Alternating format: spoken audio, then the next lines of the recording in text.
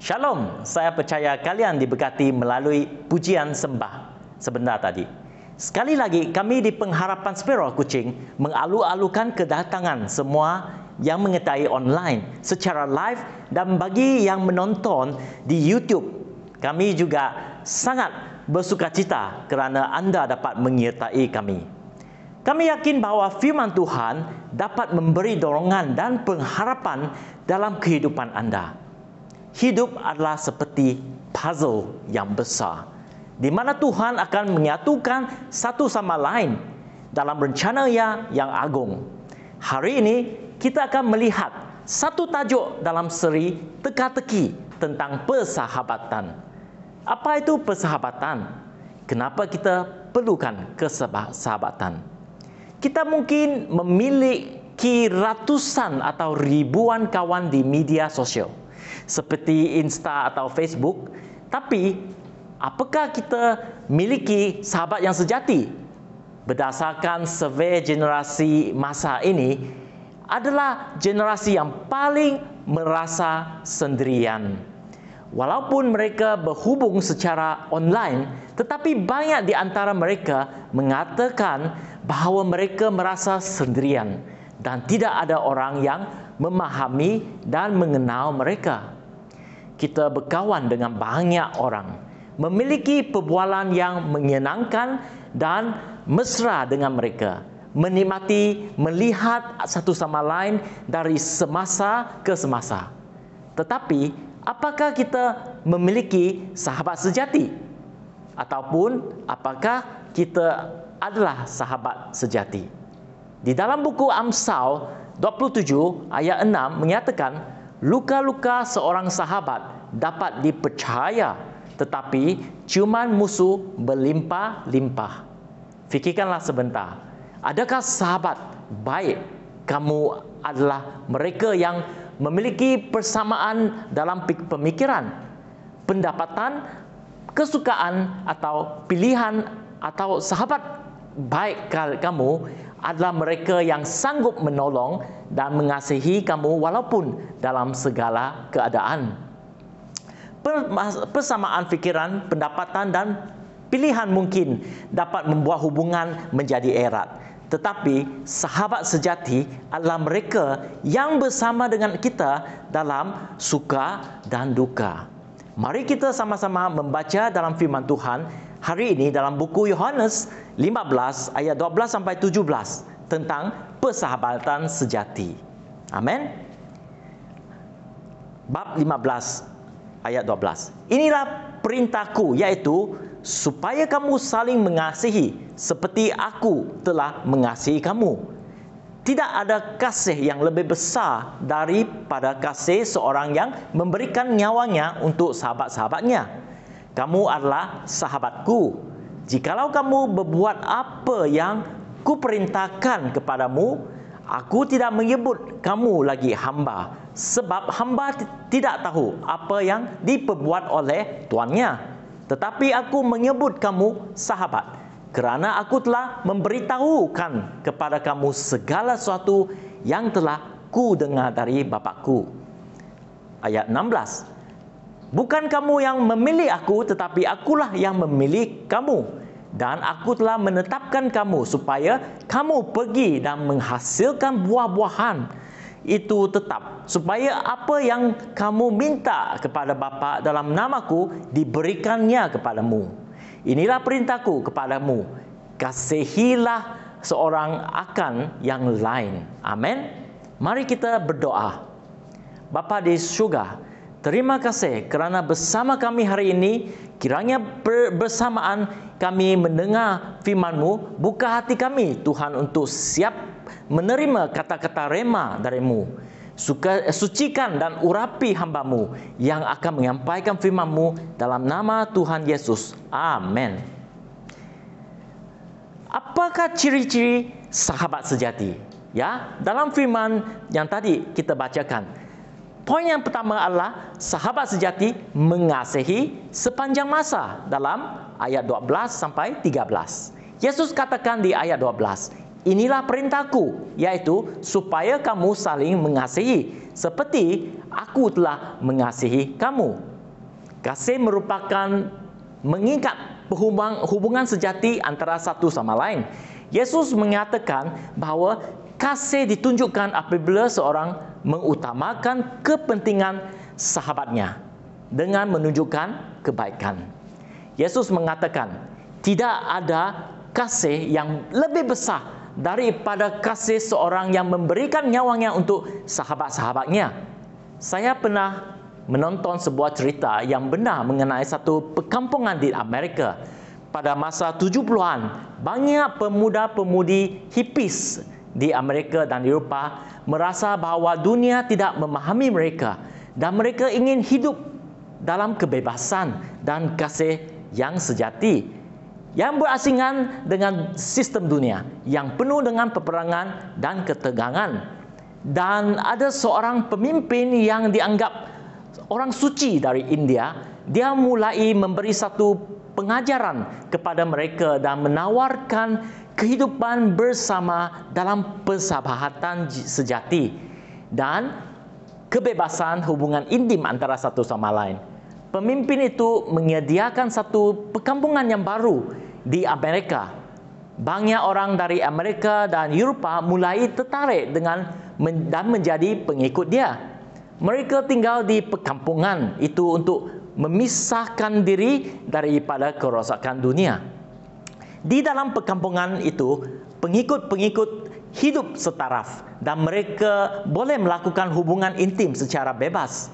Kehidupan yang menawarkan keseronokan dan kebebasan malah mendatangkan kehancuran, kerana dasar kebebasan adalah kepentingan diri. Bahkan pemimpin mereka juga mempergunakan harta kekayaan mereka untuk kepentingan sendiri. Lama-kelamaan timbulnya rasa cemburu dan iri hati antara satu sama lain dan persaingan untuk posisi sebagai ketua. Kerana kebencian terjadi pembunuhan, penyelewengan kuasa dan sebagainya berlaku dan akhirnya perkampungan itu diserbu oleh FBI dan pemimpin mereka ditangkap. Apa yang terjadi dalam cerita ini membuktikan bahawa manusia tidak sempurna. Walaupun kita inginkan kebaikan, tetapi mungkin caranya tidak benar dan tidak wajar jika didasarkan atas kepentingan sendiri. Ini disebabkan kerana kita adalah manusia yang berdosa dan mementingkan diri sendiri. Dan kasih kita adalah kasih yang mementingkan diri sendiri. Yesus adalah Tuhan yang datang ke dunia untuk menunjukkan jalan, kebenaran dan hidup. Dan dia merelakan dirinya mati di atas kayu salib atas dosa kita untuk menyelamatkan kita dari hukuman dosa. Dia menunjukkan kepada kita kasih agape, yaitu kasih yang tidak berkondisi dan mengasihi sepanjang masa. Dalam buku Roma 5 ayat 6-8, kerana waktu kita masih lemah, Kristus telah mati untuk kita orang-orang durhaka pada waktu yang ditentukan oleh Allah. Sebab tidak mudah seorang mau mati untuk orang yang benar, tetapi mungkin untuk orang yang baik. Ada orang yang berani mati. Akan tetapi Allah menunjukkan kasih-Nya kepada kita oleh kerana Kristus telah mati untuk kita ketika kita masih berdosa. Amin. Dalam kitab, Tuhan menjadi sahabat Abraham. Kenapa Tuhan bersahabat dengan Abraham? Bukankah Abraham dicipta oleh Tuhan dan sepatutnya menjadi hamba Tuhan? Walaupun Abraham bukan seorang yang sempurna, tetapi di buku Yakobus 2 ayat 23 menyatakan Abraham seorang yang percaya kepada Tuhan dan Allah, memperhitungkan hal itu kepadanya sebagai kebenaran dan menjadikan Abraham sahabat Tuhan. Pada hari ini Yesus menjemput kita menjadi sahabatnya. Dia menunjukkan kasih dan kebaikannya kepada kita dengan menanggung dosa kita. Amin. Bagi anda yang belum mengenal Yesus, sudikah anda menerimakan Dia?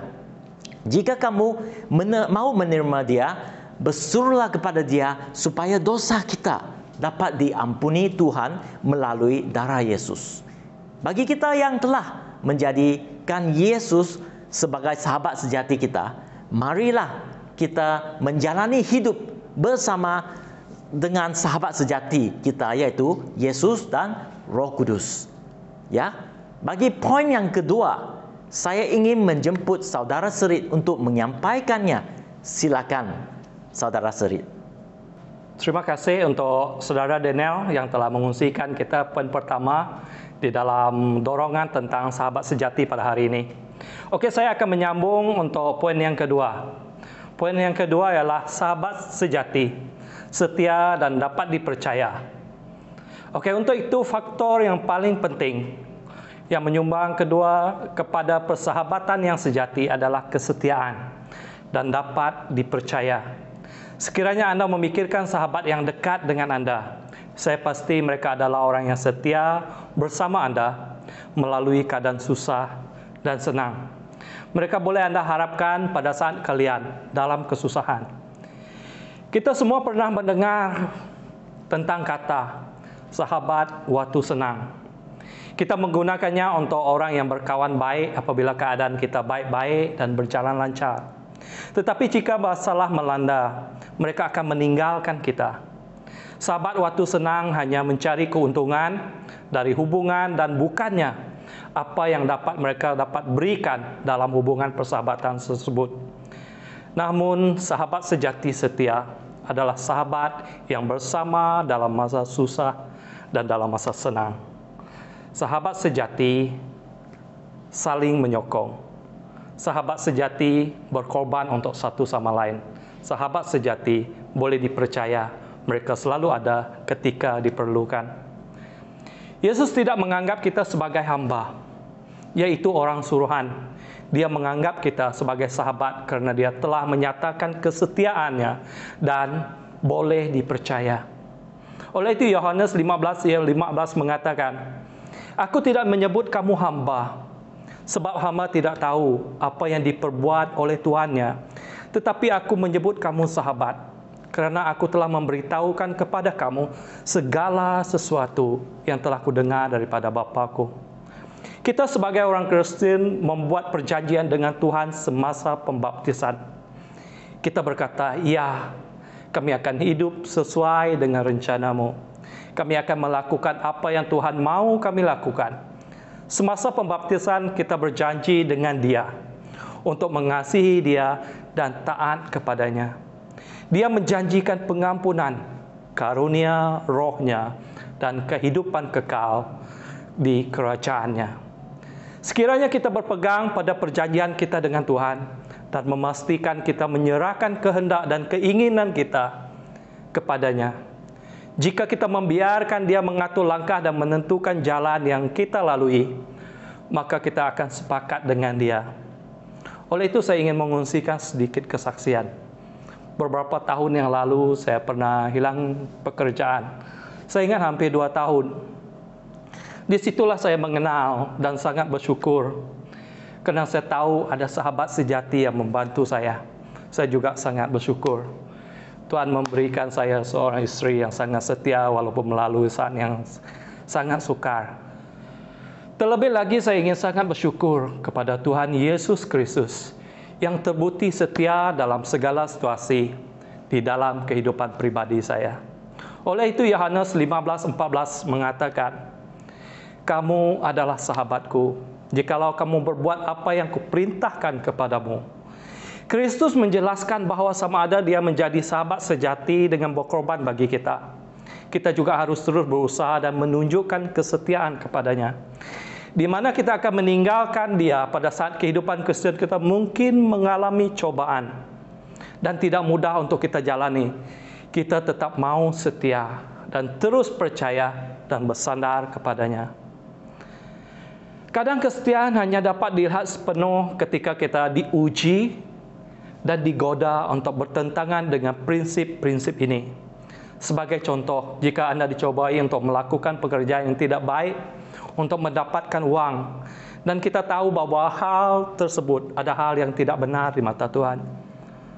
Sebagai sahabat sejati Tuhan dan anaknya, kita akan setia kepada perintahnya.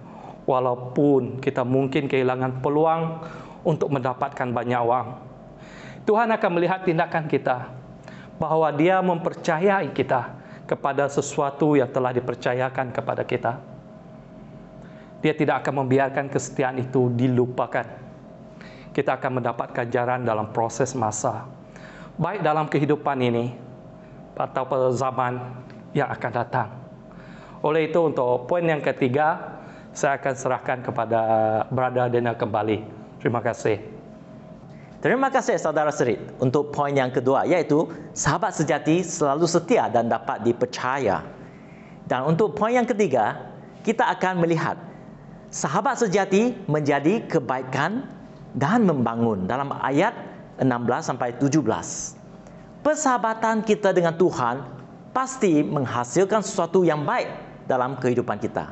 Sebenarnya persahabatan dengan Tuhan adalah suatu kemurahan hati Tuhan. Dan bukan kita memilih Tuhan, tetapi Tuhan yang memilih kita menjadi sahabatnya.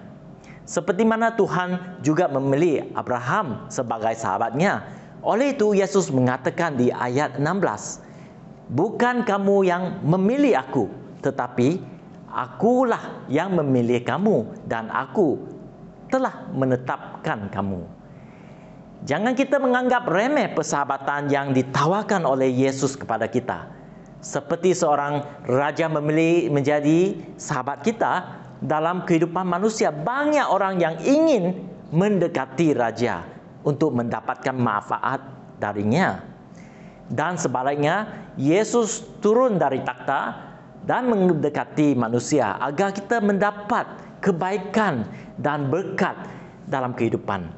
Oleh itu Yesus mengatakan seterusnya di ayat 17, "Supaya kamu pergi dan menghasilkan buah dan buahmu itu tetap.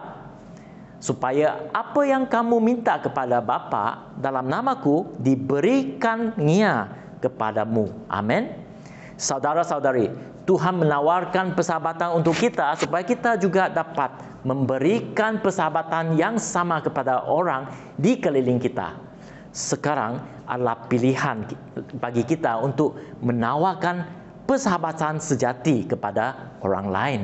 Pada hari ini, marilah kita memilih menjadi sahabat sejati untuk mereka di keliling kita, seperti mana Tuhan Yesus menjadi sahabat sejati dengan kita.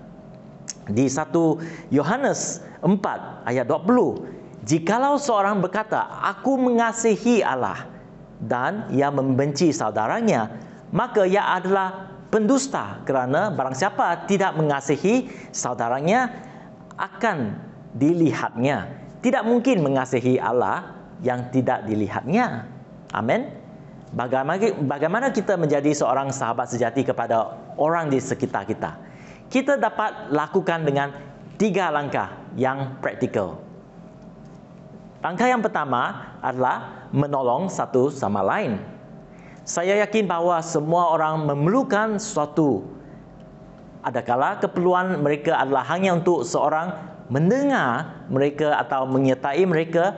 Sebagai sahabat, kita boleh ambil atau tanya kepada Tuhan apa keperluan mereka. Saya pernah bersama dengan seorang sahabat yang terlibat dalam krisis kewangan. Pada masa tersebut, saya tidak dapat membuat apa-apa kecuali meluangkan waktu bersamaan dia. Pada saat tersebut, dia tahu bahawa walaupun dia mengalami masalah, tetapi masih ada sahabat yang bersama dengan dia. Walaupun saya pada saat itu belum kenal Yesus secara pribadi, oleh kerana keadaan terdesak, saya menemani dia pergi mencari pastor dari gereja lain untuk didoakan. Puji Tuhan, sahabat saya telah terlepas dari masalah kewangan dan menjadi sukses. Dan oleh kerana saya menemani dia pergi ke gereja-gereja, saya menemukan sahabat sejati juga, di mana saya menerima Yesus di gereja pengharapan. Amin.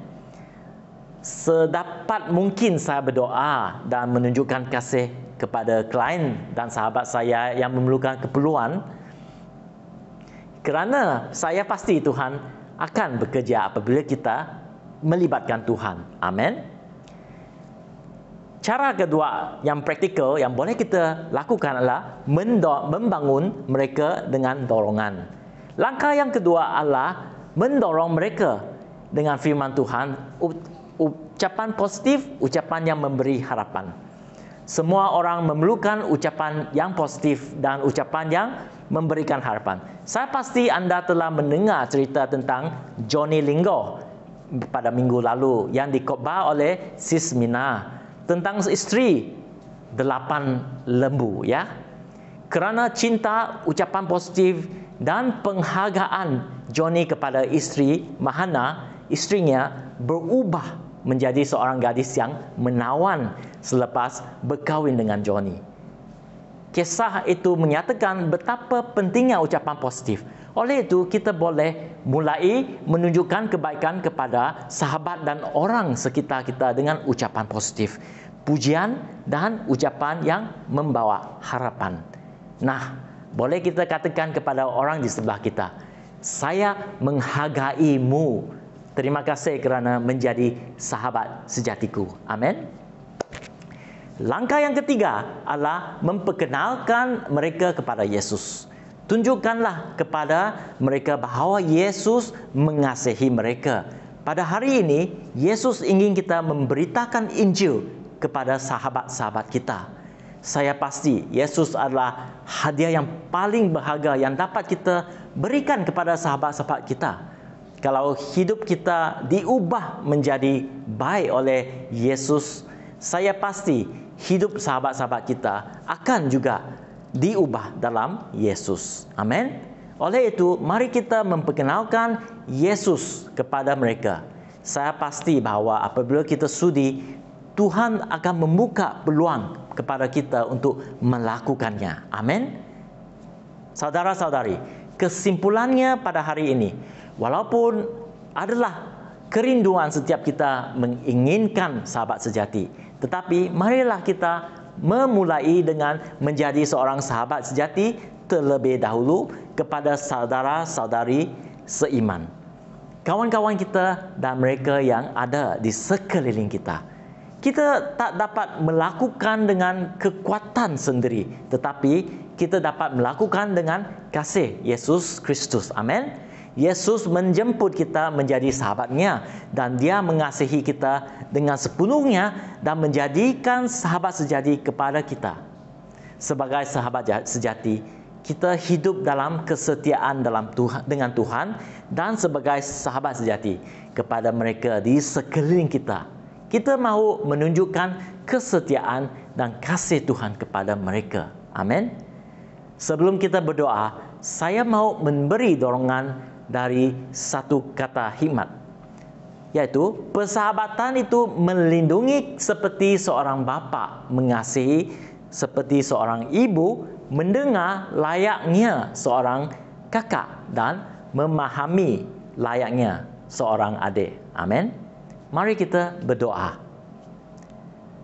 Bapa di syurga, terima kasih untuk firman-Mu. Kami sangat diberkati dan bersyukur untuk persahabatan sejati yang Engkau berikan kepada kami sebelum kami mengenal Engkau. Kami mahu menjadi sahabat sejati-Mu dengan berjalan sesuai dengan rencana-Mu dan setia mengikuti-Mu sepanjang hidup kami dalam suka dan duka. Dan Tuhan, ajarlah kami untuk mendapat mengasihi dan menjadi sahabat sejati bagi kawan-kawan, saudara-saudari seiman dan orang-orang di keliling kami. Terima kasih Tuhan, dalam nama Yesus. Amin. Terima kasih kerana bersama dengan kami dan jumpa minggu depan.